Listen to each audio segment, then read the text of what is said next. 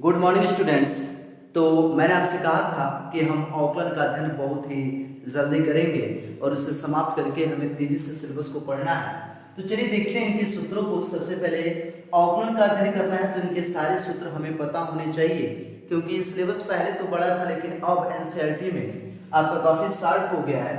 तो अगर हम इनके लगभग 22 सूत्र आपके दिए गए हैं, अगर इन 22 सूत्रों को पढ़ लेते हैं तो बहुत ही आसानी से इसके सारे प्रश्नों को हल किया जा सकता है। तो चलिए सबसे पहले आपका दिया है कि d by d x x का पावर n, जहां n की वैल्यू कुछ भी हो सकती है, जैसे 1 2 3 4 5 या -1 -2 या 2/3, यानी परिमेय संख्या के भी रूप में हो सकता है। तो ऐसे में अगर आपका d बाई डी एक्स का पावर n हो तो इसे हल करने का तरीका, इस तरह के जितने भी प्रश्न आएंगे उन्हें हल करने का तरीका ये होगा कि जो पावर है उसे सबसे पहले हम ले लेंगे आगे और फिर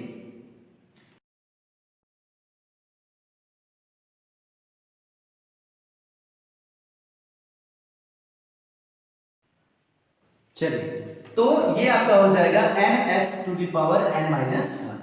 फिर आपका d बाई डी एक्स यानी उसी के सापेक्ष उसी का, जैसे पढ़ने का तरीका है x के सापेक्ष x का अवकलन। तो याद रखिएगा किसी पद का उसी के सापेक्ष अवकलन एक होता है। जैसे मैं आपसे कह दूं d बाई, अगर t भी यहां लिख दूं और इसी के सापेक्ष t वाले का अवकलन किया जाए तो भी इसका मान कितना होगा 1, यानी उसी के सापेक्ष उसी का अवकलन सदैव एक होता है। दूसरा चीज देखिए, अगर d by d x c है जहां c एक अचर पद है तो किसी भी स्वतंत्र अचर पद का अवकलन सदैव क्या होगा 0। स्वतंत्र अचर पद से हमारा तात्पर्य है कि इसके साथ कोई चर पद ना हो। जैसे मैं आपसे कह दूं कि d बाई डी एक्स 5 का क्या करिए अवकलन बताइए या अवकलन गुणाएं ज्ञात कीजिए, तो इसकी वैल्यू 0 होगी।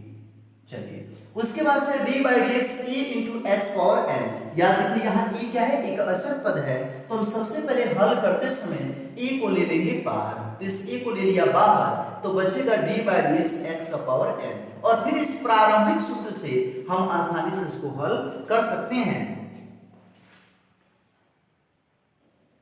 चलिए तो यहां से दिया, जैसे मान लीजिए मैं आपसे कोई पद दे दूं d by d x 5x², इस तरह का कोई पद दे दूं तो 5 क्या है, अचर संख्या है, इस 5 को हम ले लेंगे बाहर, ये हो जाएगा d by d x x²। अब देखते हैं इसे x पावर 2 है ना, यानी x पावर n वाले सूत्र से हम इसे हल करेंगे तो 5 का 5 लिखेंगे, घात आ जाएगा आगे, जितने पावर उसमें से घटाना है तो 2 था घटा देंगे तो एक ही बचेगा, तो इसे 9 में लिखे तो काम चलेगा, तो 5 दूनी 10 है, इसका आसानी से आंसर आ जाएगा। चलिए ये आपके हो गए दूसरे सूत्र। तीसरा जो हमें मिलता है इससे मिटाते चल रहा हूं। तीसरा जो है, अगर d by d x log x है तो याद रखिए log वाले पद में है तो d by d x log x का होता है 1 बाई x। जिससे मैं ये कह दूं आपको कोई भी पद दे दूं d बाई डी एक्स के रूप में अगर है तो इसे हल करने का, यानी d बाई डी एक्स मान लीजिए log x² plus 5x plus कितना हो जाए 6 हो, और कहते इसका अवकलन करिए तो जाहिर सी बात है कि इस पूरे पद को आप x मान के चलोगे, ठीक है, और ये अब ये अगर x है तो d by d x log x है तो इसका हो जाएगा 1 बाई x, यानी x मतलब x² प्लस 5x प्लस 6। लेकिन जैसे इसका अवकलन करते हैं तो चूंकि अवकलन पूरा नहीं होता है तो दोबारा इस पद का भी अवकलन किया जाता है, और ऐसे को हम कहते हैं श्रृंखला पद।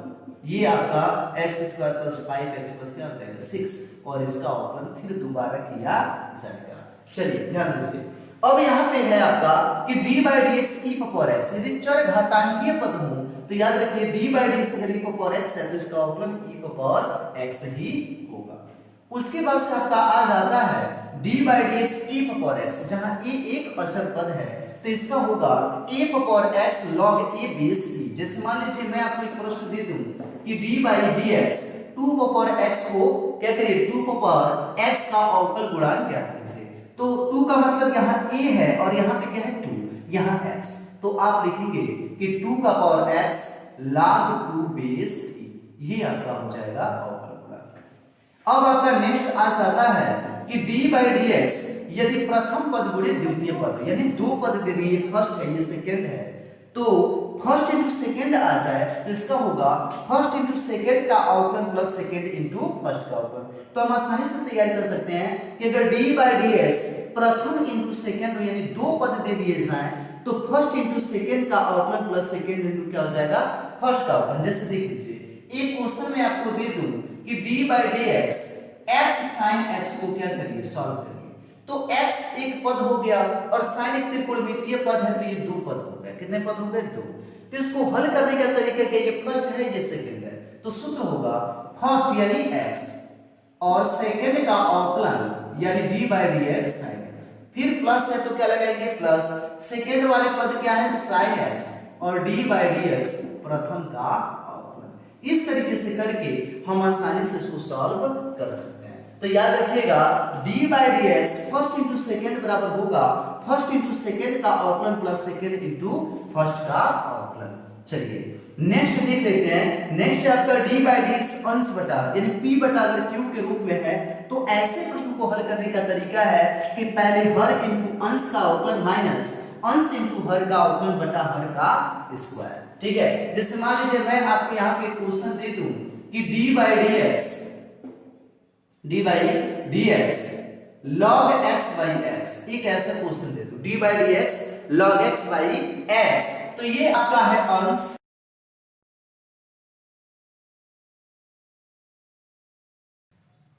चलिए तो यहां आपका है d/dx log x by x यानी अंश बटा यदि हर के रूप में है और ऐसे प्रश्न आ जाए तो कैसे हल करेंगे, तो सूत्र क्या है हर इंटू अंश का अवकलन, तो हर कितना है log x d/dx आपका एक मिनट भाई हर कितना है x है और ये हो जाएगा d/dx क्या अंश, अंश कितना है log x माइनस हो जाएगा अंश, तो अंश है आपका log x और d/dx हर कितना है x और बटा हर का स्क्वायर मतलब x का स्क्वायर। तो हल करते समय ध्यान देंगे x हुआ d/dx log x है तो d/dx log x का बताए थे 1/x होता है, d/dx log x का क्या होगा 1/x माइनस log x। आपको पता है कि d/dx x यानी कि x के सापेक्ष x का अवकलन, तो हमने अभी बताया था कि उसी के सापेक्ष उसी का अवकलन सदैव कितना होगा 1 बटा x का स्क्वायर। तो सजा के लिखिए x कट जाएगा तो 1 माइनस आपका हो जाएगा log x by x square, और इस तरीके से हम इस प्रश्न को हल करेंगे। नेक्स्ट देखिए, इसके बाद से आपका आता है त्रिकोणमितीय पद, क्या आएंगे त्रिकोणमितीय पद। तो जैसे d/dx sin x है तो sin x का क्या होगा cos x का minus sin x, tan x का जो अवकलन होता है sec square x, cot x का होगा minus cosec square x, sec x का होगा sec x into tan x और cosec x का हो जाएगा minus cosec x into cot x। अब देखिए ध्यान से ये हमें याद होना चाहिए। अब हम सभी को एक बार मिटा दे रहे हैं यहाँ पे क्योंकि सीधे हम प्रश्न यहाँ से बताना शुरू करेंगे।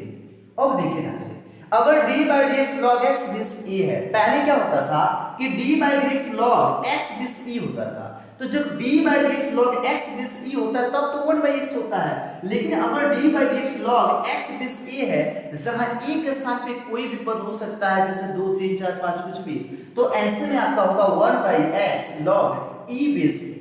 ठीक, 17वां है आपका कि अगर d/dx sin इनवर्स, देखिए ध्यान से ये प्रतिलोम त्रिकोणमितीय फलन से संबंधित जो अवकल गुणांक होते हैं उससे हम देख रहे हैं। तो अगर d/dx sin इनवर्स x है तो sin इनवर्स x का अवकल गुणांक होगा 1/रूट में 1 माइनस x स्क्वायर, जबकि cos इनवर्स x का माइनस 1/रूट में 1 माइनस x स्क्वायर। यदि आपको sin इनवर्स वाला याद है तो का वाला तो याद ही हो जाएगा क्योंकि इसमें 1/रूट में 1 माइनस x स्क्वायर है और यहाँ माइनस में सिर्फ sin वाला पद होगा।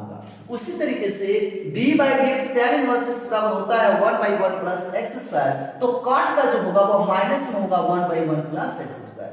sec इनवर्स x का होता है अवकल गुणांक 1/x रूट में x स्क्वायर माइनस 1, और वहीं आपका cosec इनवर्स x का अवकल गुणांक होगा माइनस 1/x इनटू रूट में x स्क्वायर माइनस 1।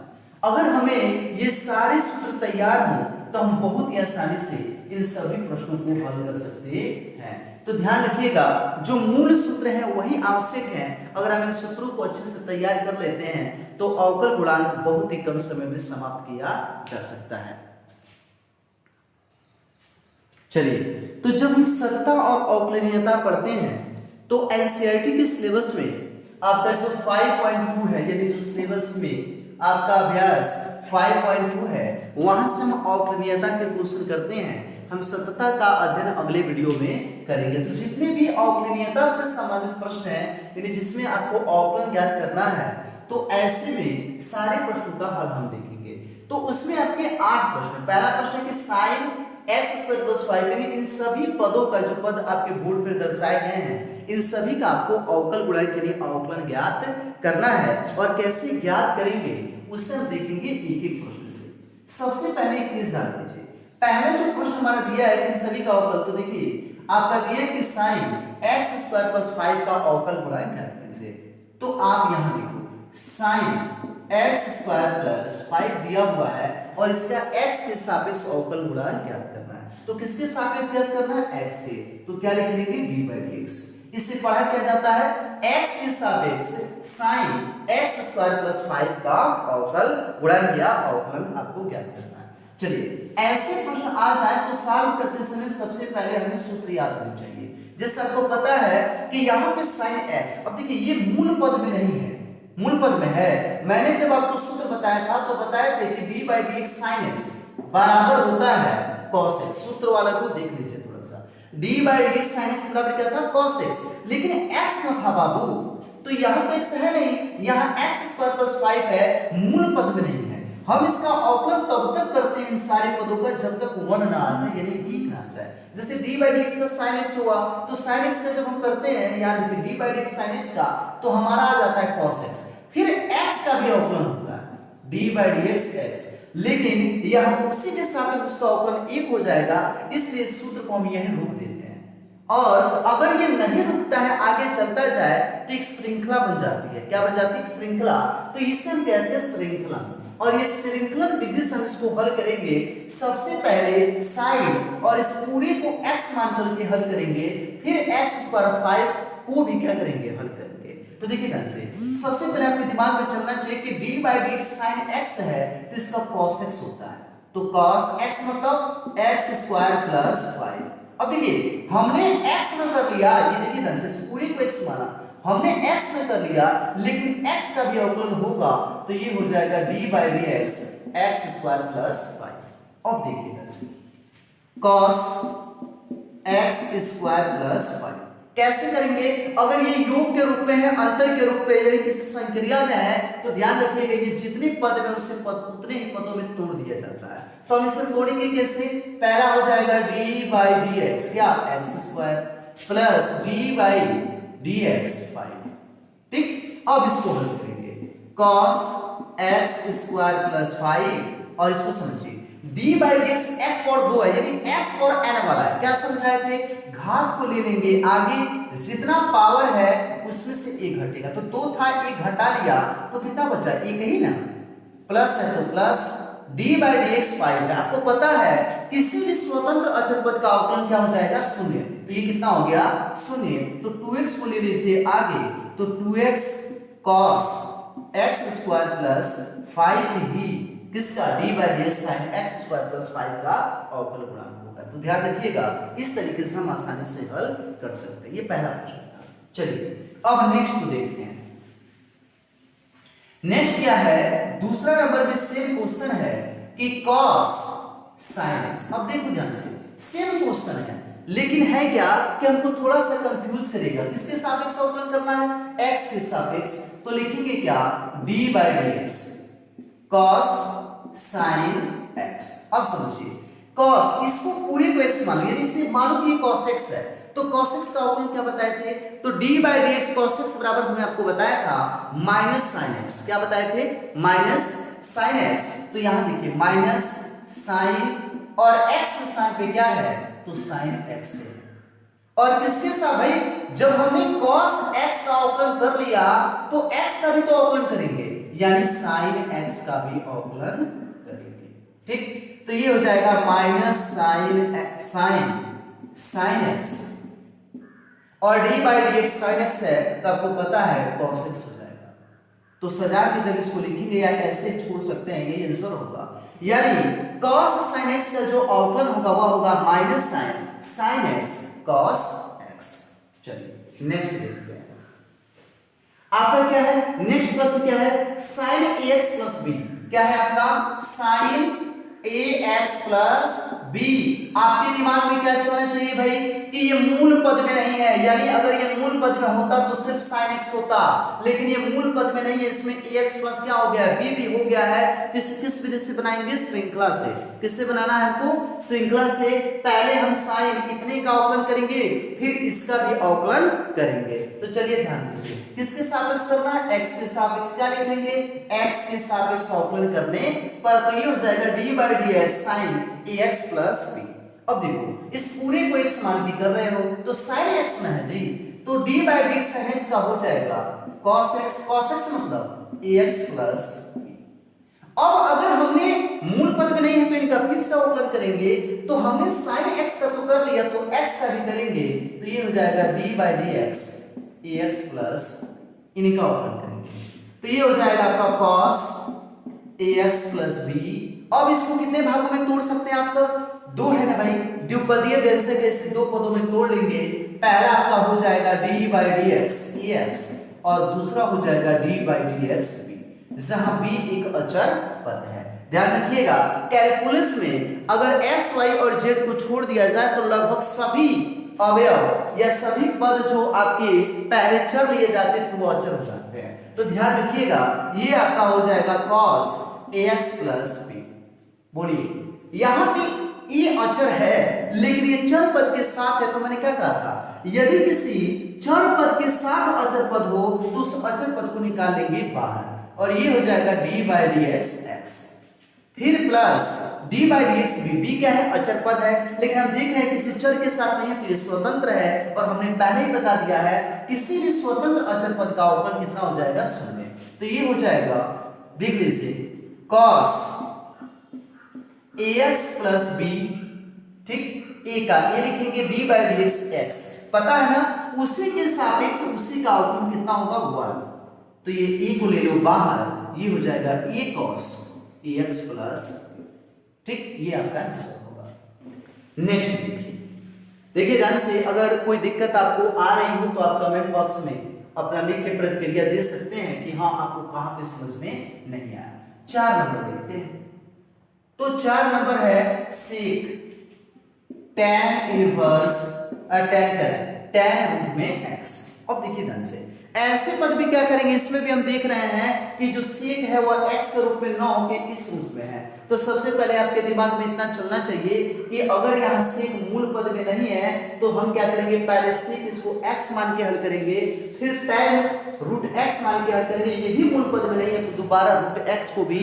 क्या किया जाएगा अवकलन किया जाएगा तो चलिए ध्यान देते हैं यहाँ पे पद कैसे हैं x के सापेक्ष अवकलन करना है तो ये हो जाएगा d by dx sec tan root x कैसे हल करेंगे तो sec x इसको मान लिया जाए यदि तो sec x का अवकलन हमने बताया sec x into tan x ठीक तो ये हो जाएगा sec x मतलब sec tan root x into tan root x समझिएगा हमने क्या कहा भाई हमने कहा कि d by dx sec x बराबर आपका होता है sec x into tan x ठीक यहां x के स्थान पे है क्या tan रूट x तो sec tan root x plus tan और x के स्थान पर है tan रूट x लिख लेंगे अब समझिए ध्यान से हमने जब इतना कर लिया तो इसका भी तो अवकलन करेंगे तो x का भी अवकलन करेंगे तो d by dx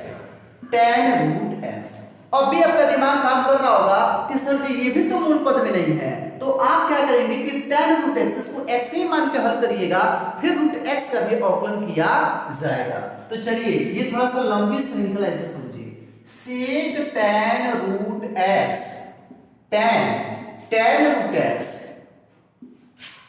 tan root x का क्या हो जाएगा तो आपको पता है कि tan रूट x यानी tan x का अवकलन होता है sec स्क्वायर x तो sec स्क्वायर क्या हो जाएगा रूट x अब देखो ध्यान से d by dx tan root x का ना हुआ है रूट x का तो हुआ नहीं तो ये हो जाएगा d by dx root x ठीक अब आपको एक चीज बता रहा हूं सदैव याद रखिएगा अगर d by dx रूट में x कह रहा है तो इसका मतलब है कि x का पावर कितना है 1/2 हमने जब आपको फिजिक्स पढ़ाया हमने तो बताया भी होगा कि अगर कोई भी पद है यदि उसका वर्ग कह दे तो इसका मतलब उसका घात 2 है, वर्गमूल कह दे तो 1/2 है, घन कह दे तो 3 है, घनमूल कह दे तो 1/3 है। लेकिन हमने आपको समझाया था कि अगर कोई पद है उसका वर्ग कहने के लिए, अगर कोई घातीय पद है उसका वर्ग करने के लिए कहता है तो घातीय पद का वर्ग करने का मतलब है कि उसका दुगुना कर दीजिए, और वर्गमूल करने के लिए कहता है तो उसका आधा कर देते हैं। ठीक, अब देखो ध्यान से, अरे हम इसको समझा रहे थे, समझ लीजिए थोड़ा सा। d/dx यदि √x है तो इसका मतलब है कि इसका पावर x पावर कितना है 1/2। तो जब इसको हल करोगे तो 1/2 तो आ जाएगा बाहर, अरे x पावर n वाला है कि नहीं है, तो 1/2 आ जाएगा बाहर, जितना पावर था उसमें से 1 घटा लेंगे तो ये हो जाएगा 1/2 x का पावर कितना -1/2। अरे भाई आधा में से पूरा घटाओगे तो माइनस में तो आएगा। अब देखिए इसको हम प्लस वाले में लिख लें तो अगर x पावर -1/2 अंश में है तो हर में आएगा तो ये हो जाएगा 1/2, और 1/2 का मतलब होता है वर्गमूल। क्या होता है? वर्गमूल। तो अपने दिमाग में इतना रखिएगा कि अगर आपका कहीं भी प्रश्न में √2 का यानी √x का अवकलन करने के लिए कहता है तो उसका मान 1/2 √x होगा। कितना होगा? 1/2 √x। क्या मैं d/dx √x एक लाइन आप लोग बढ़ा लीजिएगा तो d/dx √x के स्थान पर 1/2 √x नहीं लिख सकता। अब इसी को हम आगे ला लेंगे, इसको सजा के लिखेंगे 1/2 √x से tan √x tan √x, और ये हो जाएगा sec² √x। ये आंसर होगा। चलिए सेम इसी तरीके का क्वेश्चन संख्या हमने आपको 8वां दिया हुआ है। कौन सा? 8वां जो प्रश्न, याद रखिए सारे जो प्रश्न हैं वो आपके एनसीईआरटी के 5.2 के क्वेश्चन हैं, और हम आज डिस्कस करेंगे, सारे प्रश्नों को पढ़ेंगे, थोड़ा सा समय दीजिएगा, वीडियो देखेंगे वो आपके लिए फायदेमंद होगा। यहां पे देखिए cos √x, तो x के सापेक्ष अवकलन करना है, क्या लिखेंगे? d/dx cos √x। कितने क्वेश्चन बता दिए हमने?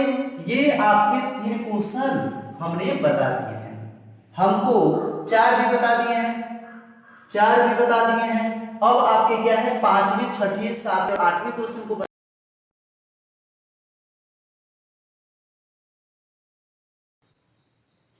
चलिए नेक्स्ट प्रश्न हम डिस्कस करने वाले थे जो सेम क्वेश्चन था इससे पहले वाले के। अब देखिए इधर से क्या है आपका d/dx cos √x। भाई समझ ही गए होंगे, cos है √x है, मूल पद में नहीं है तो पहले हम cos x का करेंगे फिर x का भी करेंगे, श्रृंखला में आएगा। अब बताओ cos √x से भाई cos का बताओ क्या होता है? -sin x, याद होना चाहिए, और d/dx इसका करा जाएगा तो रूट में x, तो -sin √x। आप सबको पता है d/dx √x बता दिए हैं ना। अगर आपका d/dx √x कहीं भी आए तो इसका अवकलन होगा 1/2 √x। कोई दिक्कत? इसको सजा के लिखोगे तो आप क्या लिख सकते हो? अगर ये 2/√x है तो इससे हम लिख सकते हैं -1/2 √x sin √x। तो बहुत ही आसानी से ऐसे प्रश्न बन जाएंगे। अब देखिए ध्यान से, अब तो हमने क्या कर दिया कि इतने तक के क्वेश्चन बता दिए। अब हमारे पास बचा हुआ क्वेश्चन है कितना? 5 नंबर, 6 नंबर और 7 नंबर। 5 नंबर प्रश्न को देख लो भाई। 5 जो है वह है sin ax + b और बटा cos cx + d। p/q के रूप में है, अंश बटा हर के रूप में है, तो अंश बटा हर वाला आपको सूत्र याद होना चाहिए। अगर वह हमें तैयार है तो हम आसानी से हल कर सकते हैं। तो क्या होता है आपको पता है कि अगर d/dx fx/f 0 यानी अंश बटा क्या हो? हर हो, तो इसका होता है हर। चलिए इसको आसान भाषा में बता देता हूं, अंश बटा कितना हो? हर हो, तो आपको पता है होगा क्या? हर।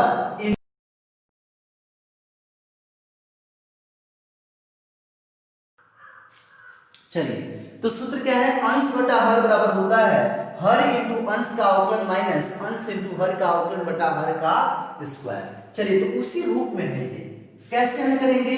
d/dx sin ax + b और y हो जाएगा cos cx + d।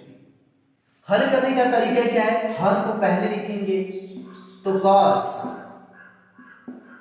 cx + d और जैसे सी एक्स प्लस डी लिखोगे ये हो जाएगा डी बाई डी एक्स, क्या अंश, अंश कितना है साइन ए एक्स प्लस बी, तो साइन ए एक्स प्लस बी माइनस होता है तो माइनस से अंश, अंश मतलब साइन ए एक्स प्लस बी और ये हो जाएगा डी बाई डी एक्स, हर का अवकलन तो ये है आपका cos सी एक्स प्लस पूरे का बटा हर का स्क्वायर, तो ये हो जाएगा cos c x plus d का होल स्क्वायर। और आप सबको पता है कि किसी भी त्रिकोणमितीय पद का होल स्क्वायर का तात्पर्य है इसी का वर्ग, इस रूप में लिख सकते हैं। चलिए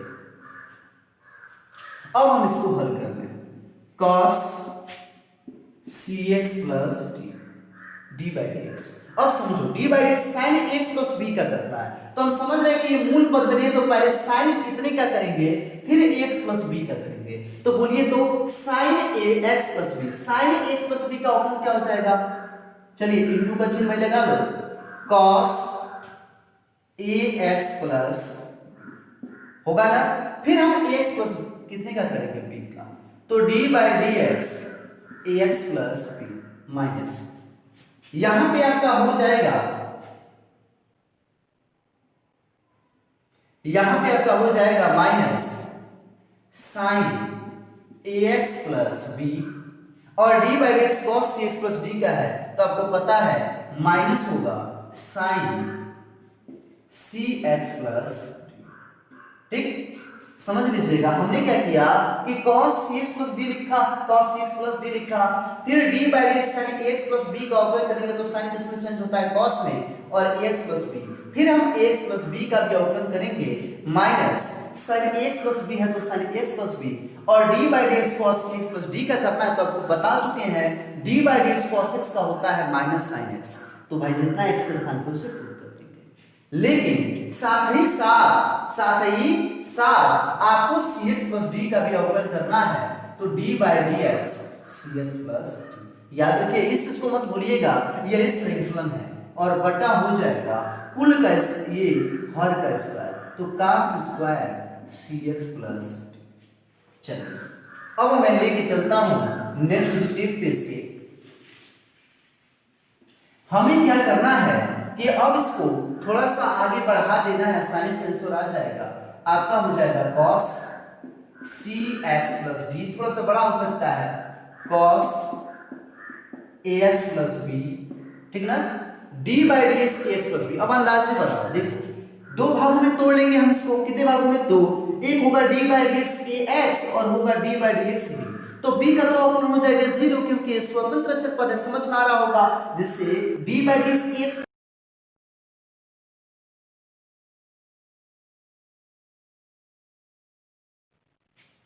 चलिए तो ये जो पद हमने लिखा कि cos cx plus d cos cx plus b, अब d by dx ax plus b है, तो जब इसको आप हल करोगे d by dx ax plus कितना है b, तो इसे दो खंडों में हम बांट लेंगे, पहला होगा d by dx ax और दूसरा होगा d by dx b। आपको पता है कि किसी भी स्वतंत्र अचर पद का अवकलन शून्य हो जाएगा तो d by dx b का जो अवकलन होगा वह शून्य होगा, लिखने की कोई जरूरत नहीं है।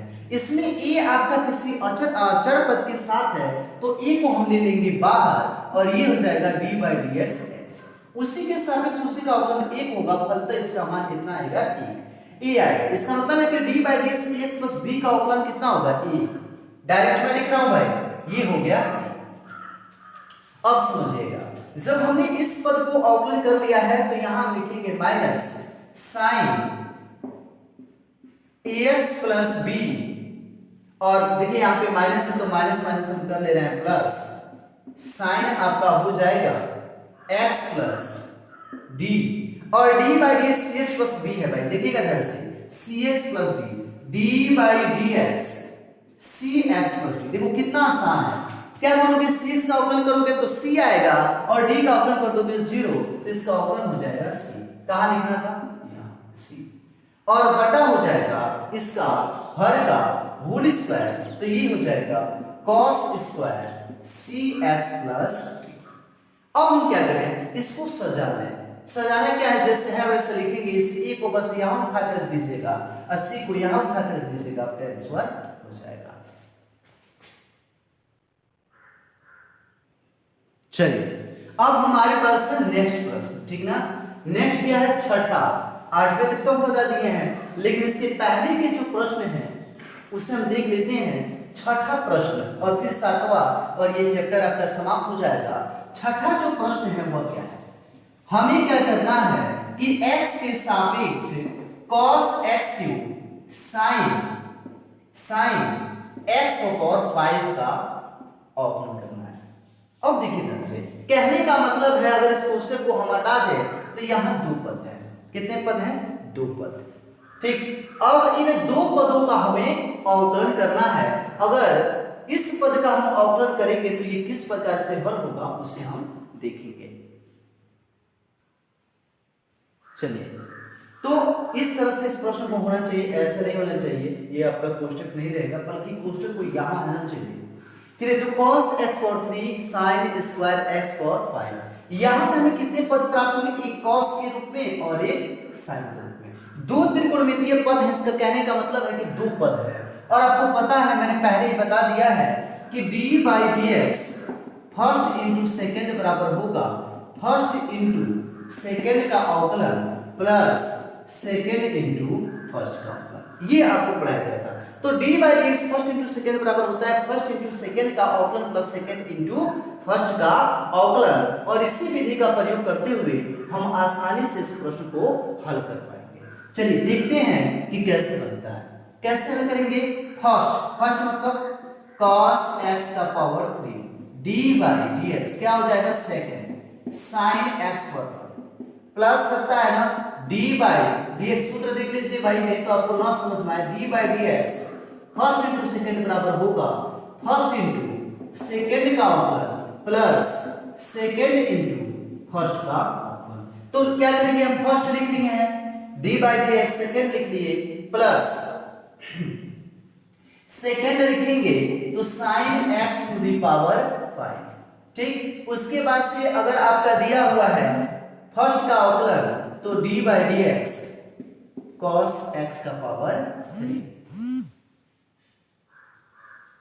चलिए, प्रश्न में आपका स्क्वायर भी है, ठीक ना। प्रश्न में यहाँ पे स्क्वायर है तो ये स्क्वायर रखेंगे, हम लोग स्क्वायर रखेंगे, ठीक। अब देखिए ध्यान से, अब ये जो प्रश्न है हमने तो इसे फर्स्ट इंटू सेकेंड पे तोड़ लिया है। क्या अब हम यहाँ से इस प्रश्न को हल कर पाएंगे, उससे हम देखेंगे। cos x को power 3 sin square x power कितना है, 5 है। इसका मतलब है कि ये d/dx sin x का पावर 5 का होल स्क्वायर वाला है। समझिएगा भाई, ये sin स्क्वायर x पावर 5 है तो है क्या, sin x का पावर 5 का होल स्क्वायर और प्लस हो जाएगा sin स्क्वायर x का पावर 5 d/dx cos x। तो आप सबको पता है कि cos x क्यूब का होता है माइनस sin x, लेकिन चूंकि x यहाँ मूल पद में नहीं है तो x का भी अवकलन होगा, यानी x क्यूब का भी अवकलन होगा। चलिए, ये हो गया cos x क्यूब।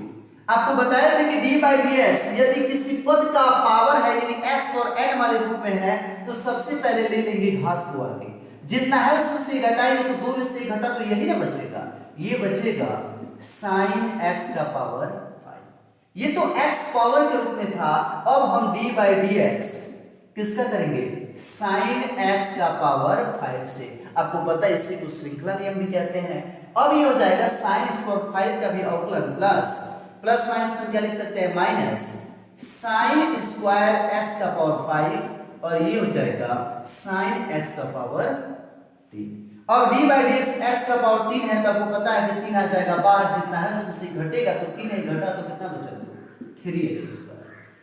अब इसको लिखेंगे cos x का पावर 3, 2 को लिख लिया आगे, ये हो जाएगा sin x का पावर 5, और d/dx sin x पावर 5 है तो कितना हो जाएगा, cos x का पावर 5, लेकिन x का पावर 5 का भी अवकलन होगा, ये श्रृंखला नियम से।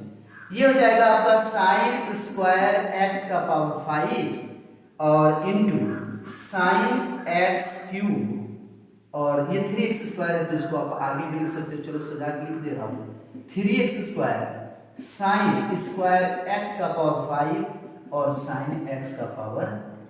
अब हुआ क्या, हम यहाँ पे ये देखेंगे कि भाई इसका भी अवकलन हमने पूरा नहीं किया है, तो ये 2 का 2 लिखेंगे, cos x का पावर 3 sin x का पावर 5 और आपका हो जाएगा cos x का पावर 5। अब हमें समझाइए, d by d x power 5 है तो 5 आ जाएगा बाहर, और जितना है उसमें से घटेगा तो 5 से घटा तो 4 minus 3x square sine square x का पावर 5 साइन x।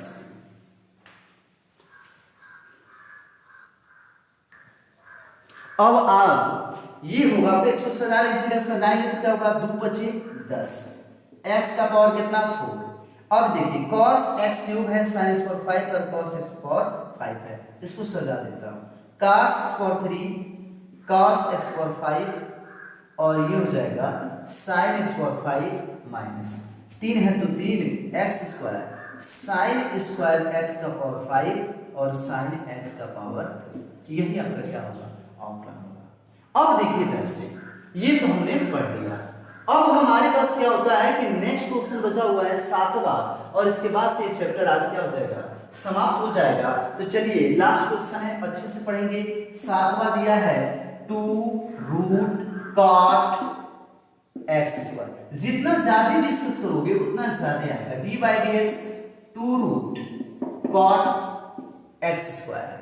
सबसे पहले तो ये देखो किस रूप में है, तो भाई इसका पावर रूट है, तो रूट का मतलब आप सबको पता है, इसका पावर 1 बटा कितना हो जाएगा, तो ये लिखेंगे हम d by d x 2 cot x square है, लेकिन इसका पावर कितना हो गया, 1 बटा 2।